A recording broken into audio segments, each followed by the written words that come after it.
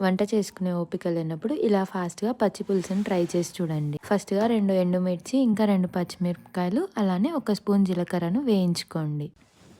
Once ఇవి వేగిన తర్వాత వీటిని మిక్సర్ జార్లోకి తీసుకొని వీడియోలో చూపించినట్లు ఇలా పౌడర్ చేసి పక్కన పెట్టుకోండి. తర్వాత ఒక మిక్సింగ్ బౌల్ తీసుకొని అందులో 1 ఉల్లిపాయ అలానే ఇందాక మనం పట్టి పెట్టుకున్న పౌడరు, 1 స్పూన్ ఉప్పు ఇంకా కొత్తిమీర వేసుకోండి. తర్వాత ఇందులోకి 1 స్పూన్ బెల్లంని యాడ్ చేసుకోండి. వేసిన ఇంగ్రీడియంట్స్ అన్నీ కలిసేలాగా బాగా చేత్తో కలుపుకోండి. చేత్తో కలిపినప్పుడు ఉల్లిపాయలోని వాటర్ బయటికి రిలీజ్ అయ్యి టేస్ట్ ఇంకా బాగుంటుంది. తర్వాత ఇందులో 1/2 లీటర్ దాకా చింతపండు రసంని పోసుకోండి. ఈ చింతపండు రసం అనేది మీకు ఎంత క్వాంటిటీ పచ్చిపులుసు కావాలో దానిని బట్టి నానబెట్టుకోండి. ఇవన్నీ బాగా కలిసేలాగా కలుపుకోండి. తర్వాత పోపు కోసం తాలింపు గింజలు ఇంకా 2 ఎండుమిరపకాయలు అలానే పచ్చి కరివేపాకుని యాడ్ చేసుకోండి. ఇందులోకి 1/4 టీ స్పూన్ దాకా పసుపుని కూడా యాడ్ చేసుకోండి.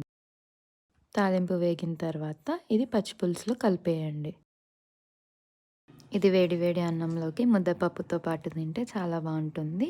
పప్పు లేకుండా నార్మల్గా ప్లెయిన్ రైస్తో తిన్నా కూడా బాగుంటుంది.